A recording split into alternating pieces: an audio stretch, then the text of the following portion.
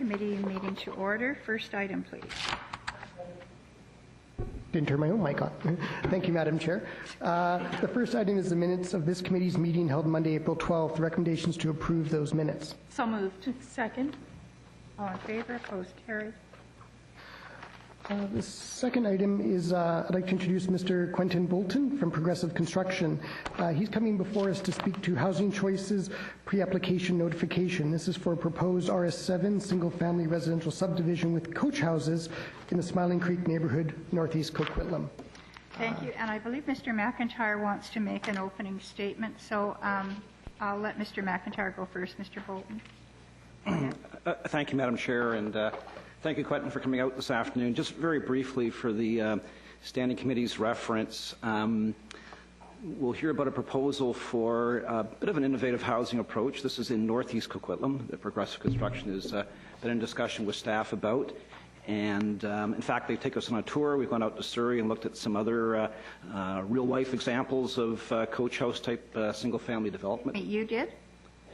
Staff went with Progressive Construction. Well, imagine that. We did too. Okay. Thank you. We're all on the same wavelength, hopefully. But, Madam Chair, if I could just, this is sort of following the spirit of a report we brought forward to Standing Committee late last year. There was the request, and this I think was more focused on southwest Coquitlam, where we've been looking at opportunities for housing choices, innovative infill housing ideas. And I think the desire was to allow prospective developers to come forward very early in the process before they invest a lot of time and money on a specific application, come forward, some preliminary discussion with staff, but to get it to Standing Committee for early information. There may be some questions, some discussions, some suggestions. And so sort of following within that spirit of what we were providing for in southwest Coquitlam, we thought we'd also could apply that in northeast Coquitlam. So that's why it's here this afternoon. Okay, I have a couple of questions before Mr. Boulton comes forward. Right now, the OCP designation is RS7 small village single family homes. And in those are the ones I believe that you allow a secondary suite, correct? In the yes, that's correct. The I remember because I voted against it because I thought they were so very small and it didn't look so hot to me at the time. Okay, then we'll go forward because I think Progressive has come up with some very unique ideas that I really quite like. So, thank you, Mr. Boulton.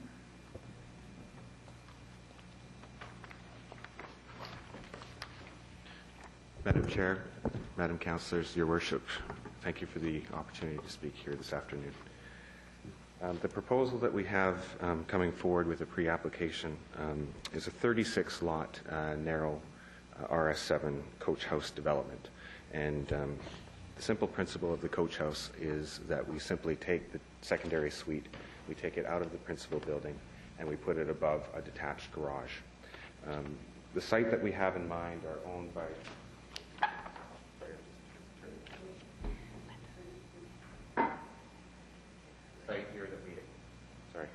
The site here that we have in mind is 3 properties owned by the Brolese family, next to Lee Elementary and Victoria Park. And here would be an excellent fit for the neighborhood, we believe. That's great. Thank you very much.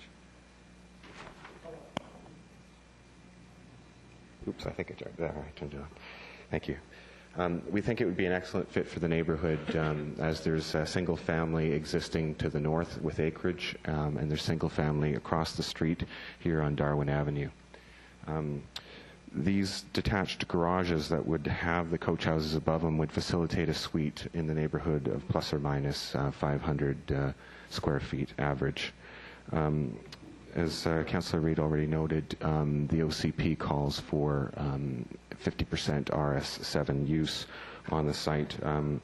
If we move forward with an application, we would be seeking to amend the community plan to encompass RS7 on the balance of the site.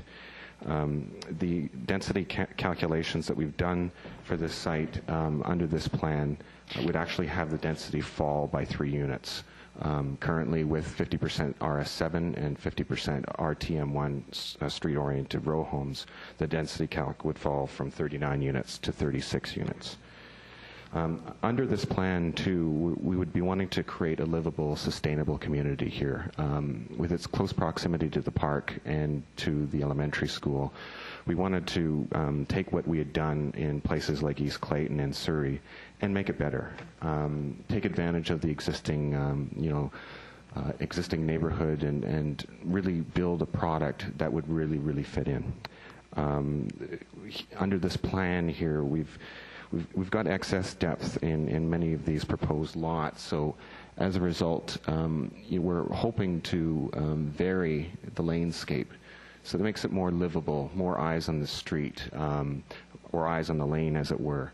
By putting the renter in the coach house, it makes that lane a little bit more livable. It gives them, that pride of ownership, if you will, even though these units will not be directly owned. They'll be owned by the principal owner. And I've got some pictures to give you an idea what the coach houses look like.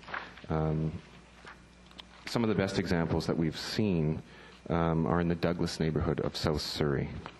And this is what we're hoping to achieve with an application here is you have your detached garage, and you have a separate parking pad which is dedicated for the resident of the coach house, and then you have your unit above.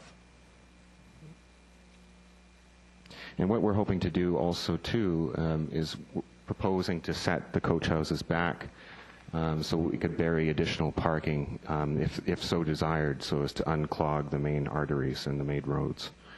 We certainly have some depth and opportunity to do that as well.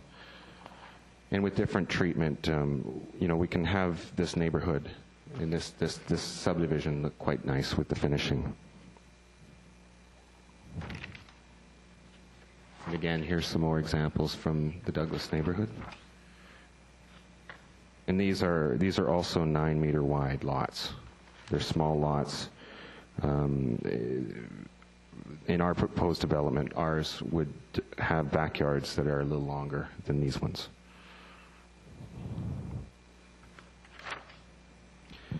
So in closing, we would also seek minor variances to set out the vision that we've proposed here, to narrow the lot width slightly, to narrow the lot width slightly, to move the houses closer to the street, to make it for a nicer streetscape, and a slight relaxation in the side yards to make the houses a little bit wider. And we can definitely look at doing design controls to ensure that as a developer, the vision is set out by and implemented by the builder. So again, in closing, we suggest that our plan is both livable and sustainable, and we think it offers a nice place to live for those wanting to move into the neighborhood or those that are existing in the neighborhood. We think it would be a great place for young families to live in particular. Thank you very much. Thank you very much for your time. Thank you. A few comments that I would have. I have obviously in my business seen houses like this, but I hadn't really gone out to Clayton neighborhood to nose around, and there are some really interesting developments in there. I like a lot of the things that are happening out in some of the neighborhoods in Surrey. What I particularly like about having the coach houses is when you go down into the California area, they have, or Mexico, they have what they call casitas, which I'm sure everybody's familiar with, so that when you live in the south in the sun, you happen to have lots of visitors. So instead of having them right inside the house, they have their own little casita, which has a small kitchen area, and it can be one big room, or in the case of some that we saw today, they've actually divided a bedroom off. So I think they're really useful. They're loft space, or for those of us who might retire one day, they're great for artists or sewing or teaching or piano lessons, or, I mean, just as Councillor Robinson said, for an office, a home office, it's just ideal. I like very much what you've done. I'm glad I went because some of the ones that they've got out there are very tall and almost cumbersome on the lane. And the idea of the ones that were out on Douglas, I believe it was, they were a little less formidable on the lane, and also you can vary the setbacks from the lane. and I think that would be really nice. I really like this idea. I especially like the outside treatment, so I'll get this in for Mr. McIntyre. I sort of fell in love today with some of the ones that are going back to some of the brick on the outside. I think they look a little more substantive. They have a little class. Very, very nice, some of them. We talked about skylights in the roofs on the south-facing ones. That would be the most northerly lots, but those ones could probably have a skylight window idea. It's just excellent space. And so we're sort of getting the extra housing for, I hate to say affordable because they'll probably rent out at $700 or $800 a month, which isn't really affordable, but we will be getting extra housing, extra density, and yet in a way I think that is very classy, really extremely classy. We will be getting the idea of the old neighborhoods where you go out on your front porch and sit at night and you know the neighbors and the sidewalks are there, and I think that's really a great idea. So I want to thank you for the tour this morning. Sure. It was nice to be able to see some of the things they've done and then sort of look at how would the plans look on our slope lots, how would they fit in, and I think they fit in very nicely, very, very nicely. Thank you. I too was on that tour, and I again have to thank you very much. It's one thing to see things on paper, but it's another to actually walk around and get a feel for the community. What I liked in particular, especially with the slope, I don't think it'll be as formidable because we do have that varying degree. What I want to make sure that we see is that the treatments from what I saw made a huge difference in terms of the feel of that lane. So I want to make sure that we do have some design controls on this one. The other thing I like is that you're talking about a small little area that we can test and see what it looks like. The potential, what I liked about it is the flexibility that different people have different needs at different times in their life, and I think there's something about people staying in place for a longer time. It just allows for that kind of flexibility. I'm like, oh, I could have had my kids in there, when they were 15 and Rangi and said, fine, your room is over the garage. I don't want to deal with your mess. I don't want to deal with you. And that would have suited my needs just fine at the time.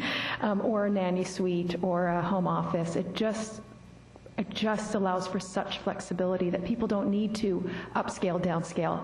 They can just shift around, and then when kid moves out, they can rent it out. So I think that that's what people in our community need, and we want to keep them in our community, and I like the idea of having that kind of flexibility. I like some other things, and perhaps we can talk later about some of those other things we saw, but thank you. Yeah, and one more thing before you go. Councillor Reamer wasn't able to make it, and I was supposed to phone back and get addresses from you, and I forgot because I've been bouncing from one place to another.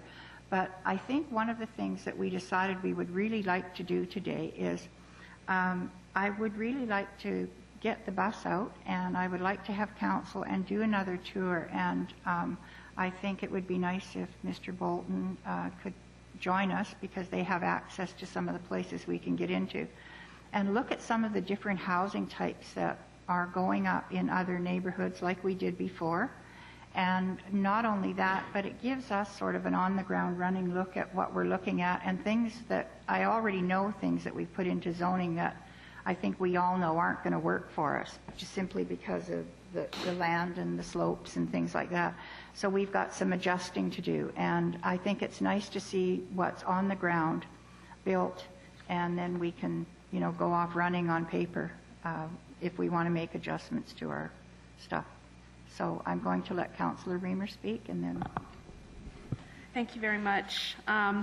This looks fabulous. Because I wasn't able to go on the tour this morning, I did check a few out on the internet, but unfortunately you only get the front view, not the back view. So I just have a question about the parking. It looks like from the diagrams that were in our report and from your pamphlet that there's going to be a minimum of 3 parking spaces. So there'll be a double garage, a parking spot next, but you're talking about moving the garage a little bit forward. So are you planning on actually adding maybe 2 more parking spots after that as well? Yes, there's a definite opportunity to do that because of the depth of the lot. And again, if there is a concern over additional parking being required, that's something that we could look at providing by setting back the garage and the coach house 6 meters. Right. It'll give an additional sort of 2 extra spots for the principal resident, or if it would be shared.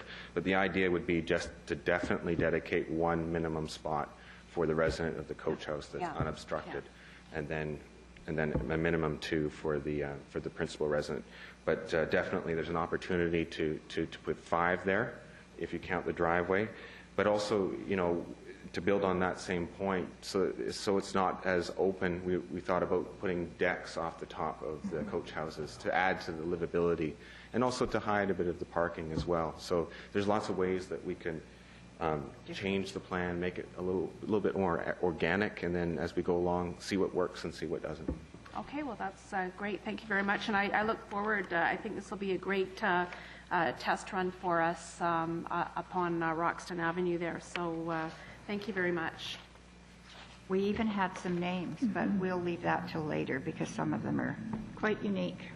Mr. Mayor, did you want to speak to this as well? Yes, please. And I thank you very much, Quentin, for coming out today and for organizing that tour. I would like to see all of council. I agree that all of council, we've been on tours before, and I think that council members get an awful lot out of being able to walk up and touch some of these really feel the neighborhood. You get a better feel for the neighborhood. And it always surprises me these new ideas.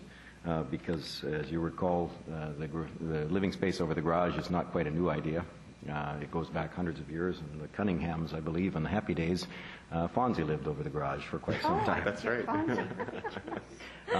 So we're dealing with an old idea, a concept that is being applied very successfully in other neighborhoods, and we've seen that in other neighborhoods in Canada, of course, and other neighborhoods here in the Lower Mainland. I noticed that. First of all, just clear up, you've got 26s and 30s primarily, and lot width. I note that you're not proposing any of these for the 26s. You're only proposing it for the 30s. Is that the case? Or? Yes, on the very narrow lots, we're not proposing coach houses. And again, the plan can change. To go along with the site, we're just doing final survey now, so there's a real opportunity to actually widen out some of these lots, particularly the 26-footers.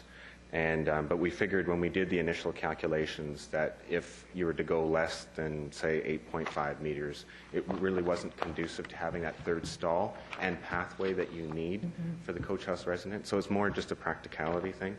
But if they widen out, then there's a definite opportunity to restore the coach house. Fair enough. And in fact, one of the things that I've noted as something to improve in other neighborhoods is when that line of garages is all lined up perfectly straight. I note that the articulation of the garages and the potential for articulating the actual lane, I'm pleased with that. I'm looking forward to the possibility that we can continue to see those kinds of innovative things be brought to us because, as I say, their age is old, and it's about time that we try to refine them for some of our neighborhoods and produce some truly, I'll use the word affordable housing, because I don't think that range of housing options in a neighborhood, I think it really improves the sustainability of the neighborhood, the livability of the neighborhood, and the possibility that public transit will ultimately find a home in these neighborhoods because we have the right densities. Thank you very much. Thank you, Mr. Boulton. Thank you very much. The last thing that I think I'd like to comment on this is it's going to be really interesting to see them go on a slope because everything we see in Surrey, of course, is flat. So it's going to be interesting to see how it stands up and how it looks on a sloped area because we have our wonderful Millardville to look forward to for redevelopment. And as Mr. McIntyre and I have had many conversations about this, about moving those zones down to redevelop older areas. There was also one design I know that Councillor Robinson just loved, which was the ones with the secondary suites, but again, a little wider lots. We have to go a little wider. Was that off the front sidewalk, you actually can go down, like in Montreal, and put your little home-based business or suite there, and then there's a porch, and it was really quite nice too. So, Mr. McIntyre, you wanted to make a comment? Thank you, Madam Chair. Just a couple comments. First, a housing tour would be timely, because actually I'll just make a little plug for the Southwest Coquitlam Housing Choices Workshop we got tomorrow afternoon. And I think coming out of that, that work is progressing well, so it would probably be timely to maybe get out and see how that works on the ground. And certainly we can coordinate with Quentin to have one of our stops, the subdivision that has the existing coach houses. On that, I'm just reminded, it's going back a couple of years ago when we did a tour down in Portland of the LRT. We looked at one of the single-family subdivisions that had the coach house element, right, and also had the units underneath on the lower grade in some of the townhouses. So there's a lot of good examples out there. Back to this proposal here, we were quite encouraged. We've been supporting the notion of coach houses, and we were pleased that Progressive Construction came forward with a site and was willing to sort of work up this concept. The benefit here, I think, is, well, first, we're dealing with a very credible developer who's got experience on the Hill and across the Lower Mainland. So it gives us that opportunity to do more of a comprehensive package, to try some different, some setback variations and styles and designs, and they will follow through with the design guidelines, which we'll work with them on. So we're quite encouraged that hopefully this can prove to be a very excellent example that we can point to then for others around the community. So if the committee supports it, we'll continue working with Progressive, and you'll see it back as a rezoning application in due course. Right.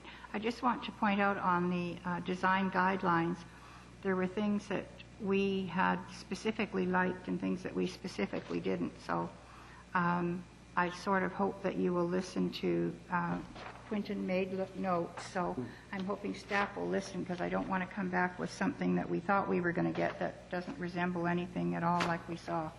So that's important to us. There are no recommendations on this, but I think we would heartily receive this and endorse it. So is there a mover for that? I'll move receipt. Second. All in favor, opposed, carried. Thank you, Madam Chair. Item 3 is a report of the General Manager of Planning and Development. It concerns the Metro Vancouver Draft Regional Growth Strategy. We have a presentation by Mr. Peter Stedlin, the City Manager, and by Mr. Jim McIntyre, who's the General Manager of Planning and Development. There's a series of 5 recommendations. Rather than read a page of text, I will just trust that the committee can refer to the page in front of themselves.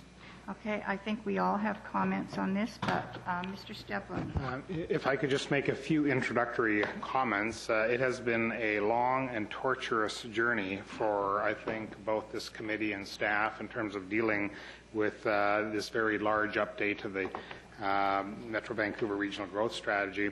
And it's a journey that we believe is not anywhere near its conclusion yet. We believe we're only about halfway done. The report deals with a whole host of issues which Mr. McIntyre will walk through. But from my perspective, I just want to highlight a couple of very high-level observations. The first one is that this is a very major update to the 1996 Livable Region Strategic Plan, and it involves a host of changes, some of which are obvious and some of which are not so obvious. And what I'd like to say today is that we at the staff level, and I think the committee will agree with us, that we agree with the general vision, direction, and goals of the new draft regional growth strategy. Those goals build on the previous plan and add some elements. And it is safe to say that we agree with those general goals. Where we differ and where we have some very significant concerns is how they are implemented. And we believe there may be a host of unintended consequences to the implementation of those goals if they're not done very sensitively and very wisely. And in that regard, we are calling for a significant amount of more review on the implementation side, exactly how these goals should be implemented. Is it a collegial kind of partnership, encouraging kind of approach, or is it more of a legal kind of issue? And we believe that some of the earlier drafts implied more of a legal and administrative role for Metro Vancouver than what we are yet comfortable with, and we believe there needs to be some significant greater level of review on that. So before I turn it over to Jim, I also wanted to highlight that we have had some significant meetings with the community. There are community concerns which we believe are very legitimate, but now is not the right time really to delve into those because if we are successful at dealing with the implementation issues at the region, we believe that there's different ways of dealing with that, and we don't think that we should get embroiled in those level of issues at this point in time. And so we're asking that those issues be deferred until we've had the further discussions with Metro. And finally, I just wanted to highlight that at the request of the CAO of the region, Mr. Carline did come out a couple of weeks ago and wanted to meet with both myself and the mayor on this issue. And we believe we're in the same wavelength in that he's going to take some of the issues back to his board and ask for more time to sort of work through some of the issues that we highlight, and so that we can go through some of the legal issues, the implementation issues, what the costs will be to municipalities, and those kind of things. So we believe we're on the same wavelength as the CEO of Metro Vancouver in terms of the need for more review in that regard. So those are very brief introductory comments. I would just turn it over to Jim, who will walk through some of the issues in a bit more detail. McIntyre. Thank you, Madam Chair, and thanks, Pete. Madam Chair, if I could suggest, maybe if we could just walk through the recommendations, and I'll sort of comment on those and elaborate around those. So that basically follows the structure of the report, and so the contents of the report are touched on by those various recommendations. So, in starting with, and as Pete said, the city supports the vision and goals of the regional growth strategy. And Coquitlam has been a long time supporter of regional planning. And I think if you look around our community, certainly in our city center, but other areas of Coquitlam, you'll see real life evidence of that. This community, councils over time, have bought into regional planning, and we've shaped our plans, our official community plan, to support regional planning. So we're not Johnny-come-latelys on this. We do understand and support regional planning. However, there are some concerns with this particular version of a regional plan. It's they're evolving the art and science of regional planning. So the existing Livable Region Strategic Plan, the LRSP, is more sort of a visionary and directionary document than the RGS, Regional Growth Strategy. And we're not sure we're quite there yet. And not just Coquitlam, there's other communities as well, and I'll get to that in a few minutes. But what we'd like to do, and the approach we're taking, is one of being constructive, being at the table, and helping in problem solving. So our recommendations we're setting out here for the Standing Committee's consideration and ultimately for Council is along those lines. We want to help in arriving at an appropriate regional plan for Metro Vancouver. So what are we recommending?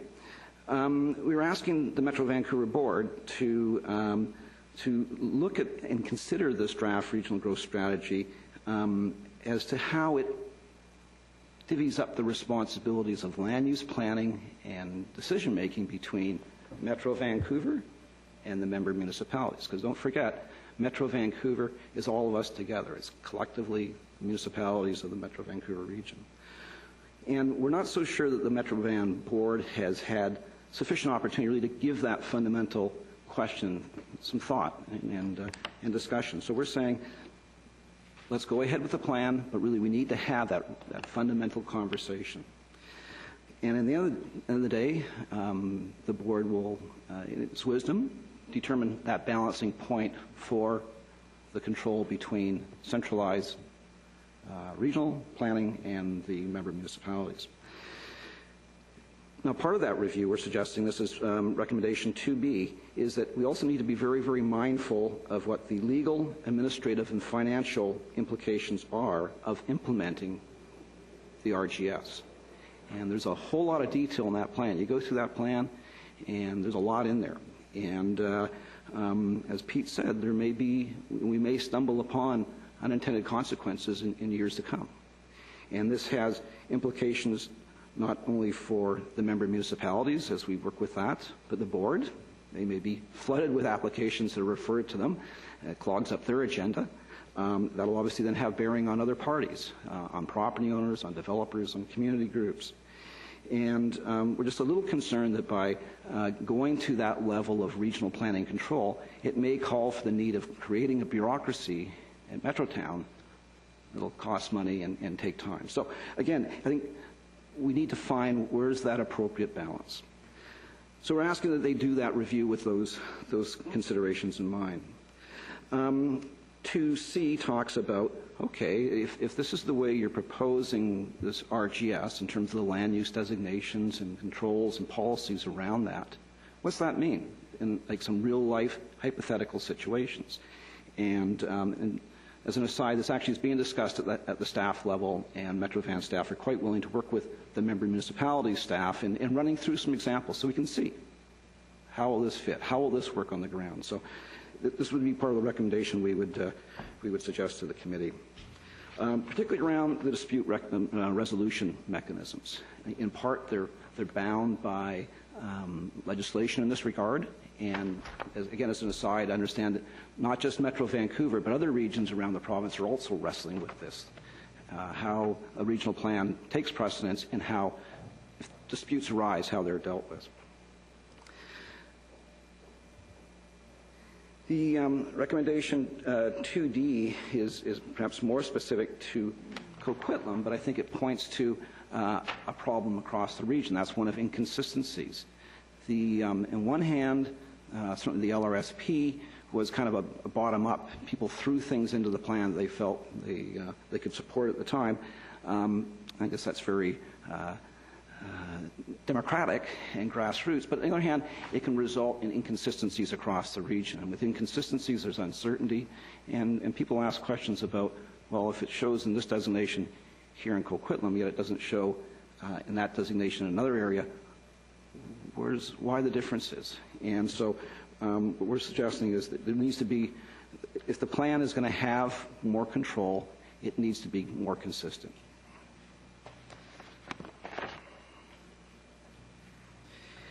Again, as a recommendation to help and problem solve, we're suggesting that there either be a councils workshop, and we offer that recommendation with some trepidation.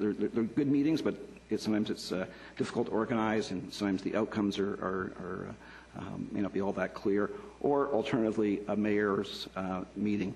But really, what we're getting at there needs to be that higher level discussion as a region as to what is appropriate for regional planning and the control. And so we're making that recommendation as well. Recommendation 3, and Pete touched on this as well. We've had consultation with some community groups around some of the issues in the earlier draft plan, and there continues to be some concerns around that. What we're saying is, let's hold off on revisiting those recommendations until we hear back from the Metro Van Board. Are they going to change this plan? Are they going to take a different approach?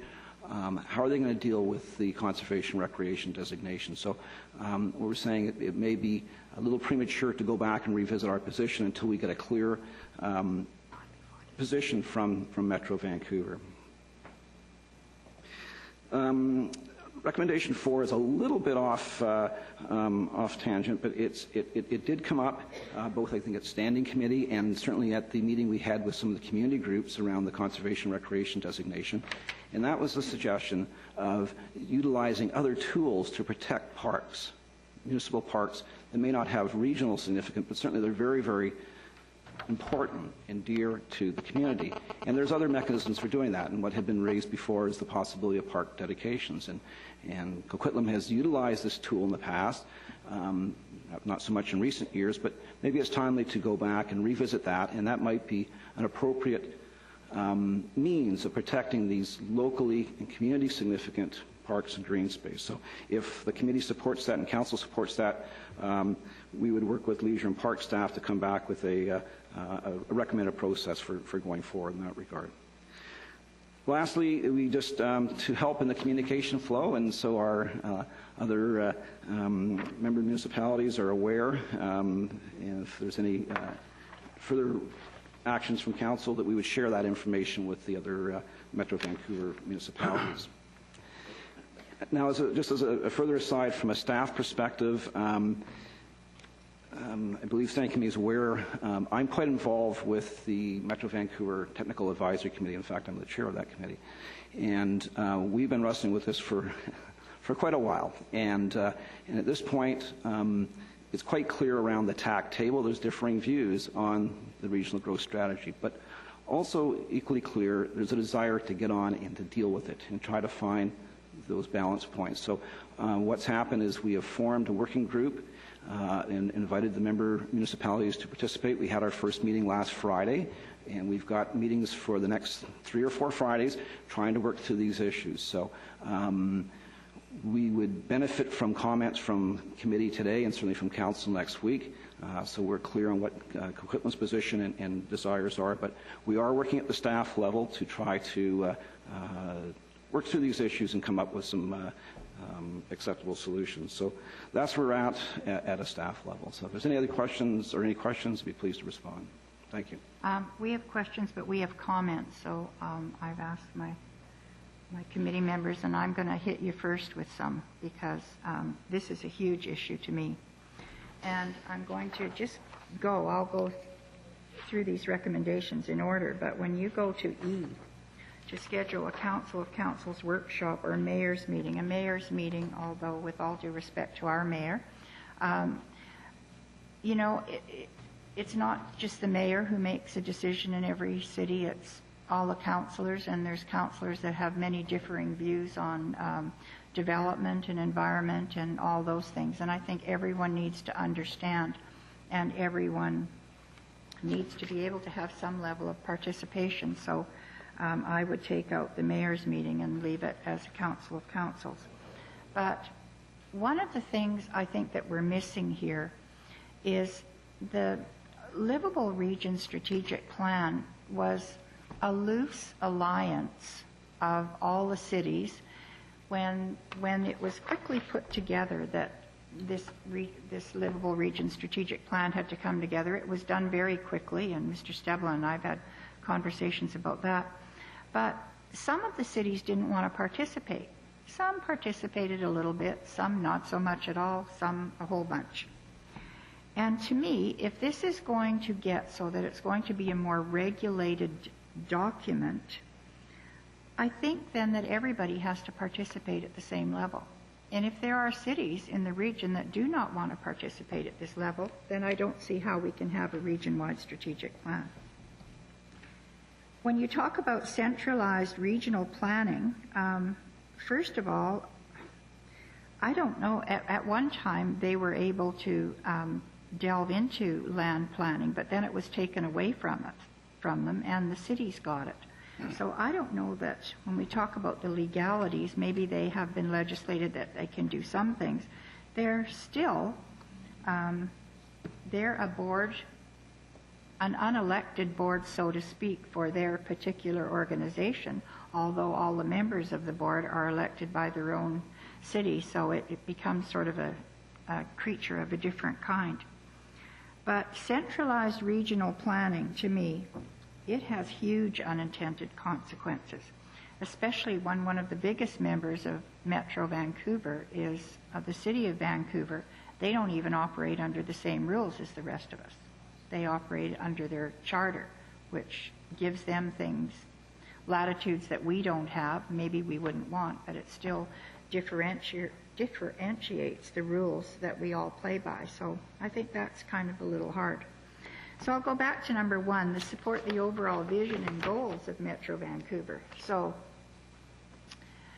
when you look at the vision and goals, is their vision and goal really as honest as we would believe it is? Is it really that they just want to have control over how the region's going to develop for large services as transportation, sewers, water, delivery of the core services, shall we say? Because when you read through the original document, which I have many times, it all of a sudden is taking away powers from all the member municipalities and giving the power for very many things over to them. And also, because they are not a level of government, also within that document, it is asking for part of our tax dollars to go to them to support their oversight. And I think that's going just a little bit too far, and I'm not interested in making a larger elephant. So, when we go to this, as far as I'm concerned, so number one, do we support the vision and goals? Because to me, their goal is to have, you know, if you're really looking at it and really reading the document, is their goal just to have this regional plan, or is their goal to take over the planning from the cities for specifically industrial lands and specifically the green, we'll call them green lands, which I feel is a misnomer because there's many different categories. So I have to ask that. I have been on to Mr. Stevlin about this one too. Undertake an assessment of the direct legal, administrative, and financial cost implications. And the legal thing, this, you know, in my business, there are private property rights. And I have to ask how many more onerous processes you can put a landowner through that wasn't on him at the time he bought the property. So I've had one case sent to me by one of the lawyers downtown, and it was an interesting outcome. So not the one that Vancouver Regional District would want, and I don't know that that's the right thing to do. I think we have to take private property rights into consideration here. The hypothetical dispute between a municipality and how Metro would deal with it. Boy, I sat through several of these disputes that have had to come to Metro, one specifically with Maple Ridge, and it was a nightmare. And you get someone who lives on, I'm just going to say Bowen Island or Smith Island, or lives 40 miles away from Maple Ridge, and we're talking about one little park that, I'll use Walton, that's the love of our lives for some of us. If you think somebody on Bowen Island or Squamish is going to have the same heartfelt love for my little park that I do, it isn't going to happen. So, you know, sometimes it's better to leave the control of what happens to those within a closer proximity. When you get to D, ensure member municipalities are treated in a similar fashion. To me, as I spoke to this before, we either all have the same buy-in or we don't have a deal. Because some cities that aren't in, because they want to be able to do whatever they want in their municipality, so they don't buy in to the urban designations or the green designations or that. That's not fair to the rest of them, to the rest of us. I addressed E, deferring any reconsideration. I'm not interested in doing any reconsideration of anything until we get a plan that actually is perhaps might be going to work. And I don't think that the one we have, I think we're going to have to massage it too much to bring it back to life. I think maybe we should start again with something much simpler. Going back to the candidate parks for future parks dedication, my gosh, Lou's here today, and we used to always dedicate parks. It was just something we did. This city works harder on parks than I'll tell you a lot of cities, and it makes me smile when, if it hadn't been for this regional growth strategy coming up, everyone just went along saying, wow, we got lots of parks. Why? Because your council loves parks. And any council in Coquitlam that I've sat on is, we all look after our parks. We're all anxious to keep parks and greenery. That's been a thing about Coquitlam. So why now all the time that everybody's thinking that our parks are going to disappear and we're going to have a moonscape? I think that's just a little ridiculous. But I know we have quite a few of our parks dedicated because I was there.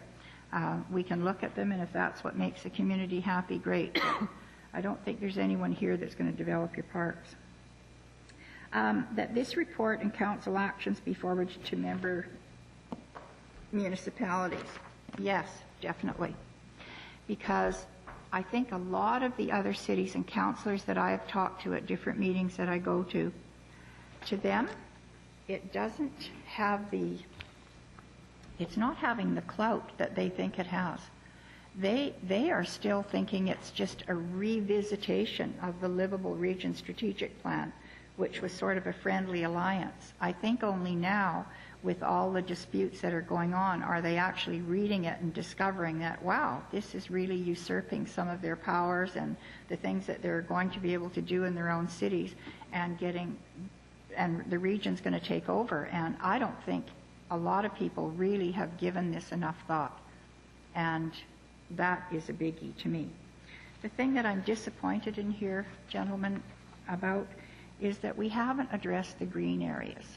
And I feel across this region, the green areas that absolutely need protection, absolutely, are all the riparian areas that we have cut out along our creeks and banks and whatever else we have. And I think a lot of them are too small for the region to have to deal with. But I think, as in golf courses as well, they're all across the whole region. I don't think they need to have a zone of their own, but they need to have some recognition that they are a specific green area that is very significant to the region. And somehow that needs to be attached all across the Lower Mainland. So those are my comments. I don't know if we have to, I think maybe some of these recommendations can be tweaked. I don't know that today I would be prepared to go down this list and do the tweaking, because I think before it goes to council, I would like to see some of these things, and I'm looking at Mr. Steblin, be answered. So I will start with you on the vision and goals. You raise a lot of very good comments and observations, which I personally agree with, and just some comments to add to that. The first recommendation, when we refer to the overall vision and goals, we are referring to the specific goals like compact regional area and those kind of things, as opposed to what could be interpreted as the broader goal of the region having more legislative oversight. So perhaps rather we could tweak that a little bit by basically not supporting the overall vision and goals, maybe support the specific vision and goals outlined. That would be one comment. And the second observation I would make in response to some of your comments is perhaps we should be a bit stronger in the introduction to recommendation 2, instead of simply request that Metro Vancouver do these. That say Coquitlam Council's future support of this new planning effort is subject to adequate action on the following issues. So make it stronger as opposed to just a request. Actually link our future support to the adequate carrying out of those. One of the big things that I really agree with your comments on is the absolute need for consistency across the region. When you look at the region's sewer pipes or water pipes, there is some kind of consistency. Exactly. You can see what is truly regional in nature. The same has to occur in this situation. And I think the CAO of the region does agree with that. We had a meeting with him, and so I think that will work its way through, and I think it will take a fundamental relook at how they produce those maps and plans. But those would be just some of my comments in response to your observations. Well, thank you for the first tweak. I think we have lots of tweaks to go before we get there. So it will be Councillor Robinson, Councillor Reamer, Mayor Stewart, and Councillor Sikora. Perhaps I could just speak, if the committee would like to introduce amendments to this before it goes to council next week, I think we should, perhaps if we could vote on them as they go along so that we could track them within the document. I think, first of all, I'm going to let everyone have their say, and what may happen is at the end of this we may defer it back for some tweaking, because there's going to be a lot of little tweaks, and I know Mr. McIntyre and Mr. Steblin are going to be taking note of what we're doing, and then I will sit down as well and we'll try and retweak I think that's going to be a much simpler process. but Thank you, Madam Chair. That's the other alternative. Okay, Councillor Robinson. Thank you, and I appreciate all of your comments, Councillor Reid, because I think they were quite bang on. For me, I too struggle with this notion, the idea of that there hasn't been consistency, and that would be critical. If we're going to do a real regional plan, then we all need to be playing the same game with the same rules, and there's no sense in then it's not a regional plan if we're not all using the same criteria. So that also goes with what is considered regional significance, and I would want to know from Metro what are they using to what are the criteria we need to use to determine what has regional significance? How is that determination made? And that actually isn't clear to me. And in order for my support of this, I would need to have some understanding of what's the criteria that we use to determine when something has regional significance. I too agree that I'm glad to see that we have some conversation of parks and have a few questions about that. But what's glaring here is all of those riparian areas that I think actually have huge regional significance in our community, given that it's life-sustaining and it goes through huge tracts of land. And just taking a look regionally, what happens in West Van and North Van, in the city, it all impacts one another. But if they're not using the same criteria to make these determinations, or Burnaby and New West, and we need to be looking at those areas, because what one community does impacts the other, and so we need to be on the same page. If we're really going to be doing a regional plan, I think we need to include that, and very carefully. I want to, my hat's off to staff for 2C. I too want to see what the hypothetical dispute resolution looks like. And to move forward, you have to play it out. You have to do your mock whatever until you can figure out where the pitfalls are. Because once we move forward on this and there's pitfalls, the whole thing falls apart. And that's a lot of taxpayer dollars put into making a plan that falls apart at the first challenge. So I'd rather that we sort that out beforehand. I do have some questions about our parks.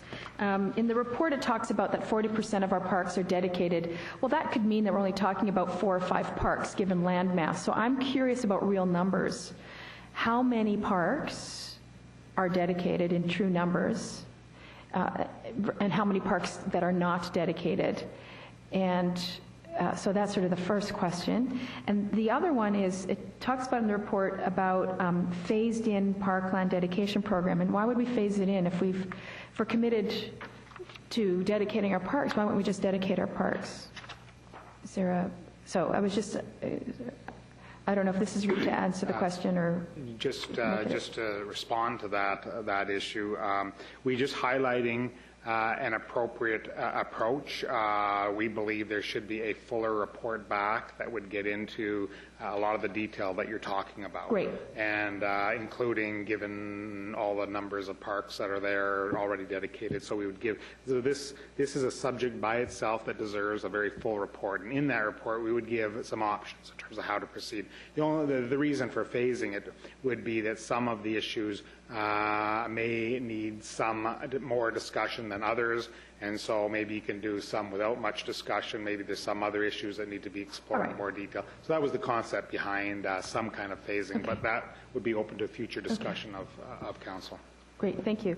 So the last comment that I want to make related to this actually is about a public input process, and I don't necessarily have the answer, so I'm just putting it out there for discussion.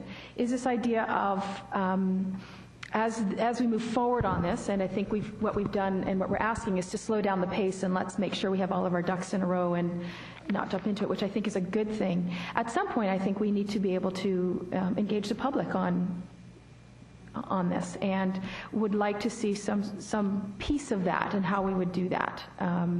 I don't have the answer, but I want to put that in as that would be, I think, an important element for us to consider in some way, being able to take this back to a public process in some. I think the region has had many meetings to engage the public, and the public just hasn't gone. Once we go through this next iteration with the region, we would agree that any final resolution of this needs another round of public consultation, and that was our intent. If you're more comfortable, we can certainly capture the need to do that in one of the resolutions. But I think it has to be, as Mr. Stevlin says, I think the people that really have to work with this and understand it have to know what the parameters are before we go to the public and say, look, this is what you're getting. This is now laid out, and give us some input. And that's when you tweak it. My thinking is that given that we were humming along, and then there were some folks in our community that it caught their attention, and in some ways things really built into a frenzy.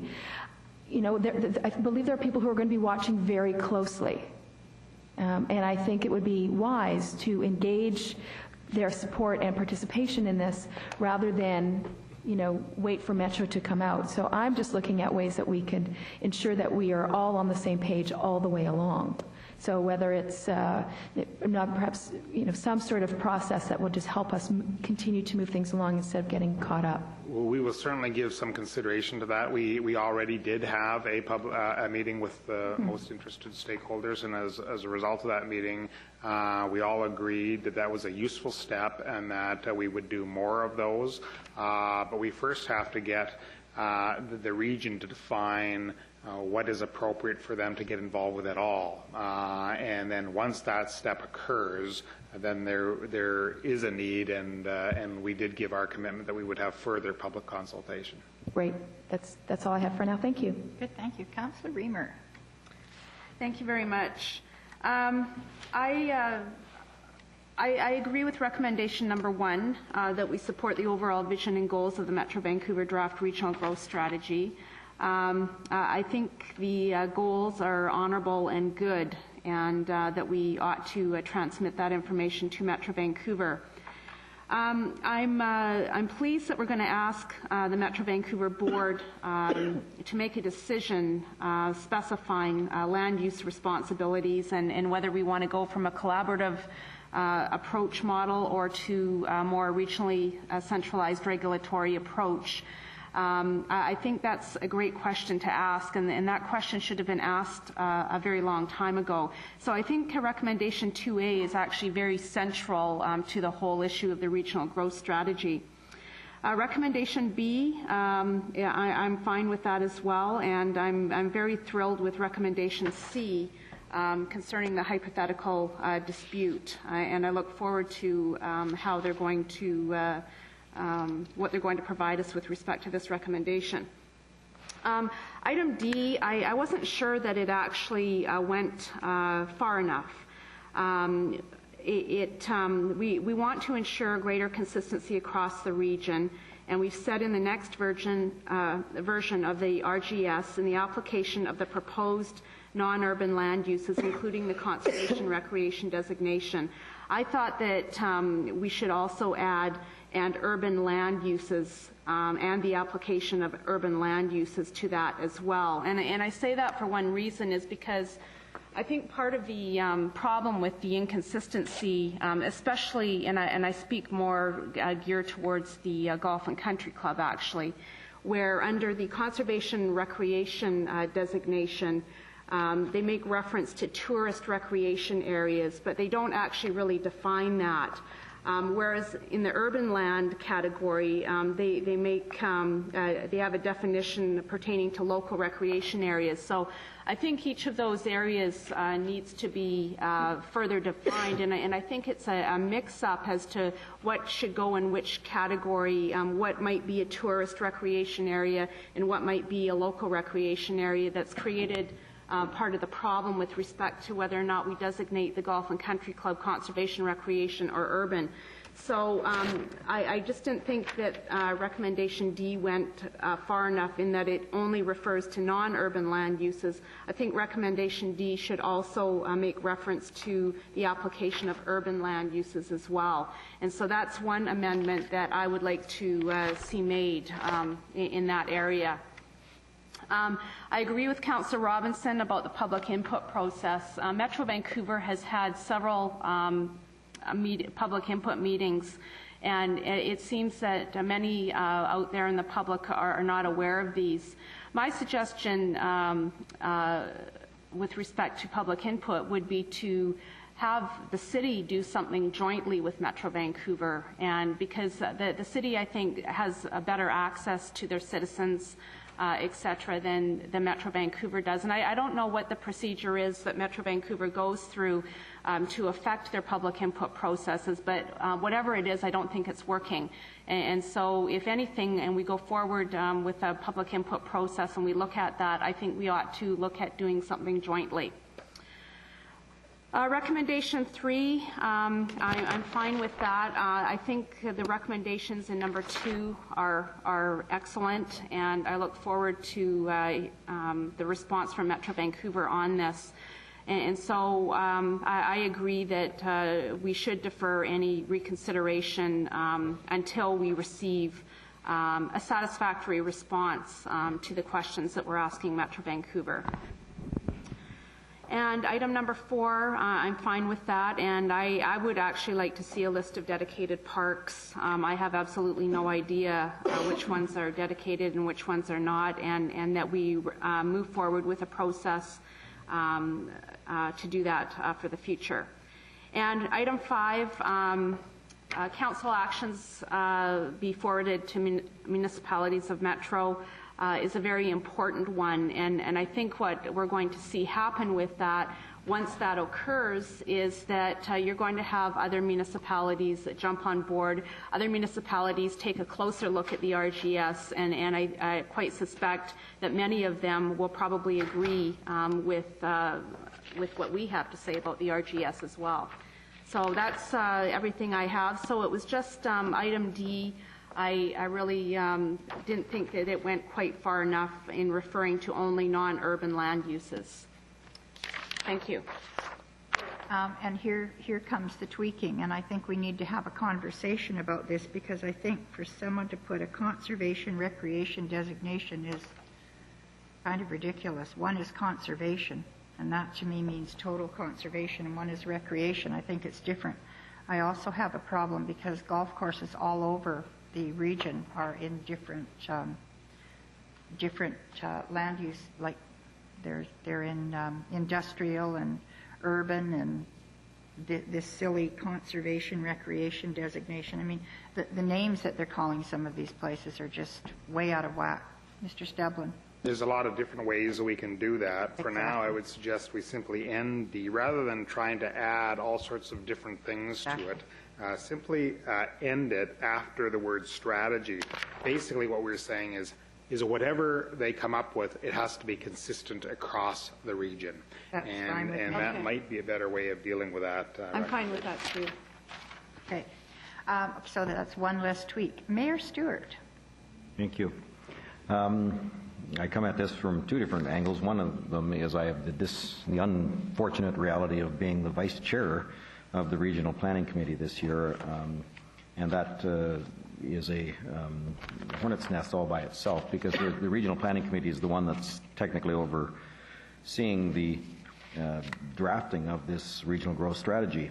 And I have heard, Councillor Reamer just mentioned that we will probably hear from other municipalities that have similar concerns.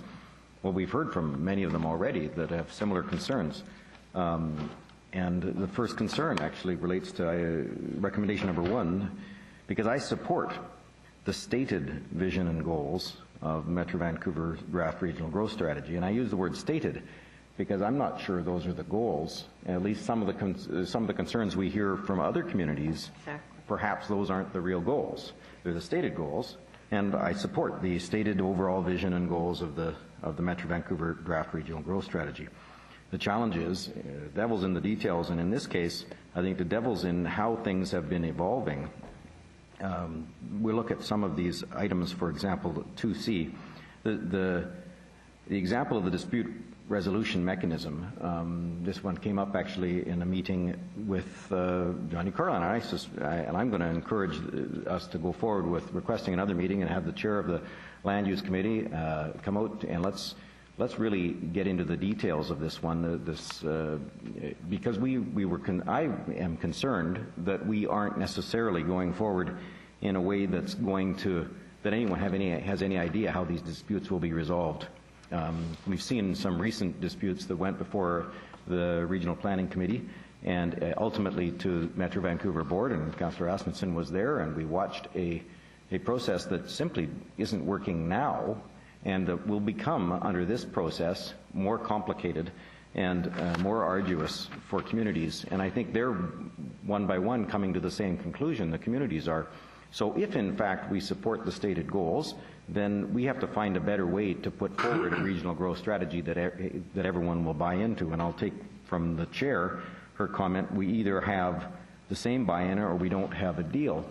I agree that on D, it's about consistency. You'll look across this region and you'll find that some communities have a very detailed mapping of every little piece of green space, and some communities apparently don't have any green space at all because none of them are shown on the map.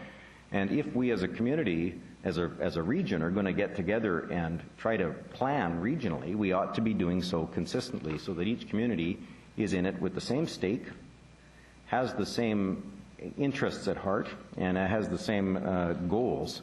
And I don't think we do. I think right now we have a regional growth strategy at the draft stage that doesn't have a hope in hell of being adopted. So I support the direction that we're heading here is, I think, to try to step back a bit and have the Metro Vancouver reconsider the objectives that we're trying to reach and the scope that we're trying to apply to regional planning in this region, because I don't think that while most of us would say we ought to plan our region appropriately and in concert with one with the other, we probably should do it in a way that I think allows us to reflect our own interests as a community. There is one element of the last comment that the chair made, and I'm looking to Appendix A. It struck me. Appendix A, 6, 7, 8, 9, 10th bullet. Draft RGS needs, I assume it needs to provide a new conservation recreation category, and I think that's a mistake. Which one? The fourth from the bottom, fourth bullet from the bottom on Appendix A. Need to provide you. Yeah, Is there not one now? Oh, there needs to be a new one. Doesn't that exist, or are we talking about a different category? We had talked at, for example, a designation that was intensive recreation or something like that to get rid of this inconsistency. This conservation recreation is an inconsistent. It's like saying just a foolish name. Preserve, develop area. I think that probably is not described accurately enough. The earlier discussions talked about a new category that captured intensive recreation. It wasn't both together like that. It was the need to differentiate between intensive recreation from conservation areas. So a new way of dealing with that area might be a better way of explaining that. I think by and large, all of our discussions and the discussions we've had with other communities, at least I've had with other communities, has been that there is a difference between the conservation and passive recreation that takes place on some wooded parks, for example, and the active recreation or the intensive recreation that takes place on a piece of land that's put to recreational use, like a golf course or a tennis court or something like that. And I think that has been our plan all along, or our discussion all along, to differentiate between the two. And there are a lot of other things I could say. I don't want to drag this out, so I'll hand the microphone back. Thank you very much. One of the things, just when you mentioned intensive recreation too, I know Burnaby had big concerns because they have huge green areas with their, C.G. Brown, and those, I mean, they are great, huge, wide open spaces, and yet they contain all, intensive recreation buildings. And how do you give something like that over to Metro to run? You don't. Conserve, actually. Yeah, exactly. So some of it doesn't make a lot of sense. Councillor Secor, then Councillor. Thank you very much. A couple things that bother me here, and item 4, that the staff be requested to report back to council on a recommendation process of moving forward to prepare a list of candidate parks for consideration in a future park dedication bylaw. That really bothers me, because the fact is, it was about 2 months ago that I brought it up, that all the parks should be dedicated. We didn't have any objection from any council member, so we should have moved on. By now, we should have had it dedicated, the parks. We have only 40% of the parks that are dedicated. The other 60% aren't. Now what's happening, that the fact is we're now waiting for Metro Town to look into the park system too. What is happening here? That only two governments can create such a bureaucracy and such a mess. Because by now, a lot of these things should have been put in place. When Westwood Plateau Golf Course would have never been in this situation if it wasn't for Metro Vancouver. There'd have been no argument, there was no discussion, everybody was happy until Metro Vancouver came aboard and made its creation. Now the city is joining Metro Vancouver instead of telling Metro Vancouver, you're in solid waste, and they're not even doing a good job there. Sewer and water, that is your job as far as GVD is concerned, or Metro Vancouver. Period. Stay out of everything else. But we're not telling them that. We're joining them with their silly discussions. And, I'm really, really concerned that the fact is our parks are still not dedicated. After 2 months or 3 months, we're now going to get a list 25 years. 2 months or 3 months later of which parks are not dedicated. And then we may, here, wherever, it's just one of those, it says local park dedication option. It's not an option, it's a must. There's no option there. I don't know why that language is being even used. But you know what? It's drag on, and get nothing done. And I'll tell you, I don't think that this committee, or any committee, or all the council members should be sitting around this table for 6 months, 9 months, or 10 months, or a year, and nothing gets done. 25. It's time we moved on. Okay. Thank you, Councillor Sikora. I will say, in defense of staff, I did have a conversation with the General Manager of Leisure and Parks, and we were being very specific because some of these parks, she's going back to forever, like 1940 or something, whenever we started doing parks, and making sure that we captured absolutely everything. So I know that has been ongoing, and I think the list is complete or almost complete. There were a couple that she'd asked me about, and I said, I'm sure we did that, and so we're rechecking. So I know it's coming forward, but thank you for bringing it up. And I'm wondering, when is it going to come forward? Oh, it's coming. Before Christmas, honest. Before Christmas? Yeah. Ho, ho, ho. Thanks. Councillor Asmussen. Thanks, Chair. Yeah, just a previous mayor didn't do this. Okay. Thank you. Just one point I think is central to this whole Metro Vancouver regional growth strategy, and that is, what do we see this as? Metro Vancouver presently is a partnership created as a federation of Canadian municipalities to share costs on utilities, water, sewer.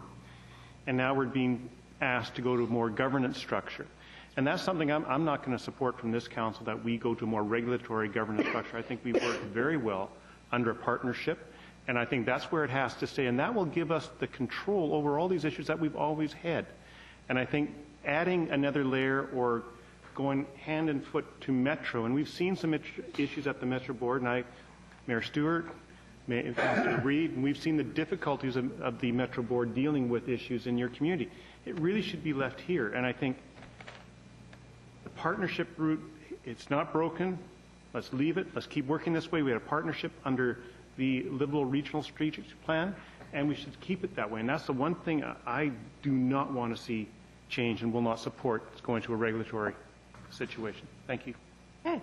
So I think you've heard lots from us, and I think the appropriate designation would be to defer this back to the city manager and Mr. McIntyre and anyone else who wants to put their 2 cents in. And I think before we bring it back to all of council, I think there's significant agreement around the table of the things that we see that are important to us, but I think the overall idea is that we can't have a new regional plan unless there's buy-in from everybody at the same level. And if some of the cities do not want to participate, then I don't believe we have a deal. And I think that's the way we go. So may I have a deferral motion? I'll defer.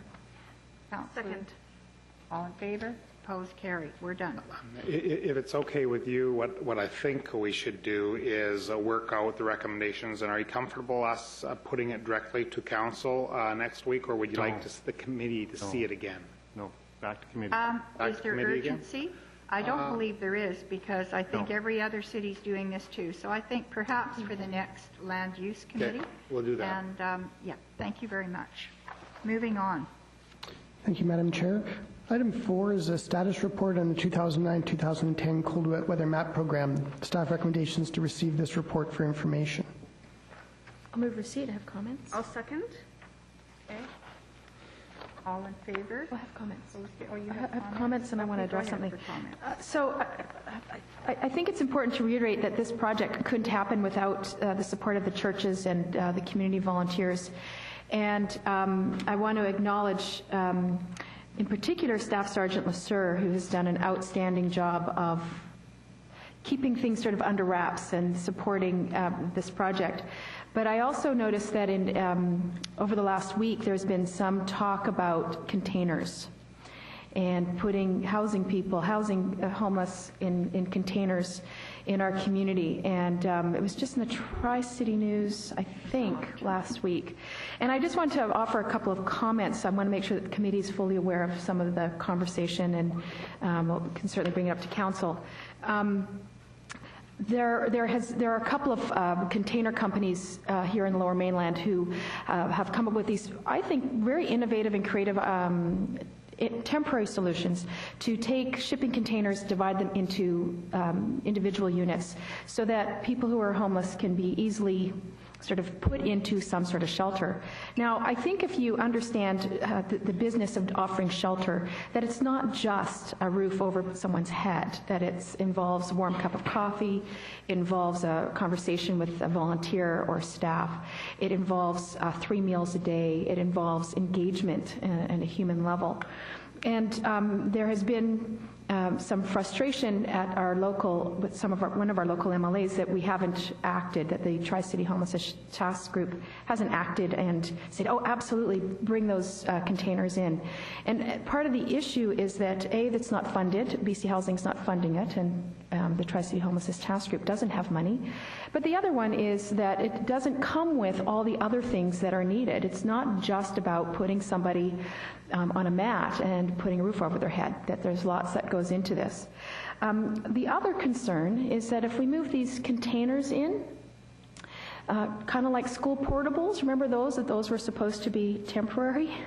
Certainly started, I think back in my era, I remember high school in the late 70s and early 80s, we had temporary portables, and they're still there. So the concern, certainly I think at the task group, is that if you move these temporary shelters in, that they run the risk of becoming permanent. So I think that there's still no interim plan. We have 1 more year of this cold weather map program, and I want to just acknowledge staff for all the hard work that they do, and certainly all the volunteers in the community who've come forward to make a difference to those who are less fortunate, and make sure that they have some warm food in their bellies and a roof over their heads in the coldest months.